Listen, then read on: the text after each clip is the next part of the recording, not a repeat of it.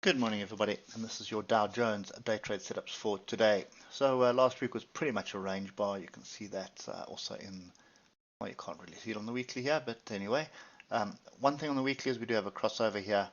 So, pullback to test that would confirm, but we are still very much inside of this flag. So you just get that there.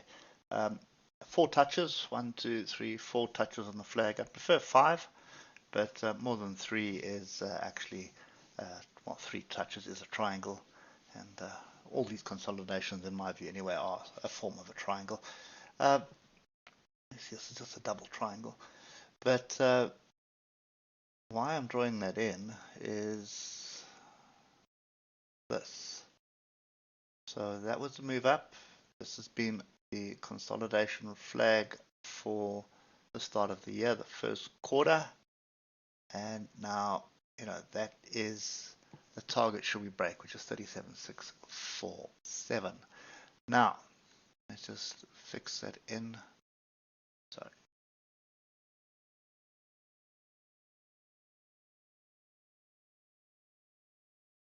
Just want to fix that in so we've got it.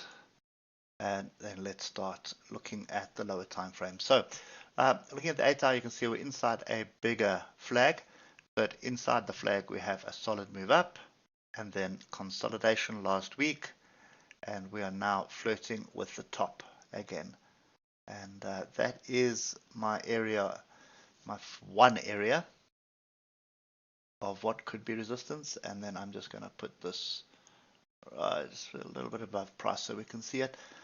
You can see all the tails that have been in this area. So a pretty solid area of resistance.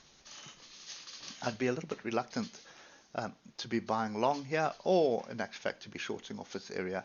This move up has been strong. This consolidation phase here is also a series of higher lows. So that is another triangle consolidation. So to me, that is a flat top triangle. Or you could look at drawing, intersecting any one of these levels here and saying it's a triangle and that's a break. Triangles I don't really like chasing. I'd want to see the pullback to the apex of that triangle. So this is the zone I'm paying attention to.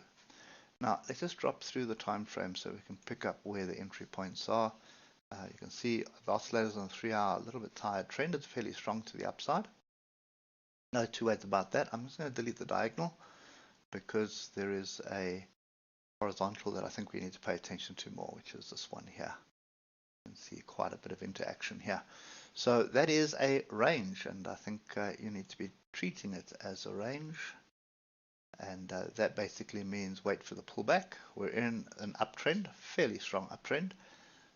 Not looking to be buying in this area, especially not with the tweezer top forming and the oscillators like that. So I'd expect a pullback onto structure. First bit of structure is going to be 33,591, but there is much better structure lower down. That would be a much better area. That's 33,557, and then let's just get to this 15-minute. There are gaps on the other charts. I just want to see what happened yesterday here. There's a small little gap there, ever so small, and that's another little gap there. Definitely a gap there. That's probably the area we need to pay attention to. So let's do that. Right, so looking at the 15-minute, obviously we've got a bit of a crossover and pointing down. So I'd expect these two oscillators to separate during the morning session. There is a big gap on the DAX, and typically those weekly gaps tend to close more often than not in the same week. So unless it's going to be a massive breakaway gap, but I don't see any noise that's going to create that. So first area to watch is 33,591, and then we're looking for 33,557, and lastly 33,540. If we start seeing inside bars, engulfing bars, or pin bars on any of those areas, you're looking for a move back the upside.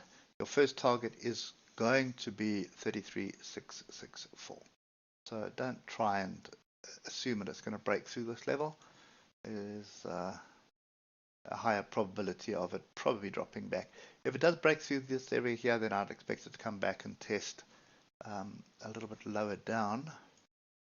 And sticking with this series of higher lows, somewhere in the area of 33,425. But that's kind of my view at the moment. The trend is up, so I'm looking to buy. I'm not looking to buy at the top. I'm looking to buy on the pullback, and this is the zone for the pullback. If that fails, just keep looking to the left, because every inside tail here, I think that's probably the last one. Anyway, so this would be the last one, would be just 33,507 or even 33,500. But that's kind of my view at the moment. If we hold the moving averages today, that could confirm a move the up. So you can see yesterday, which was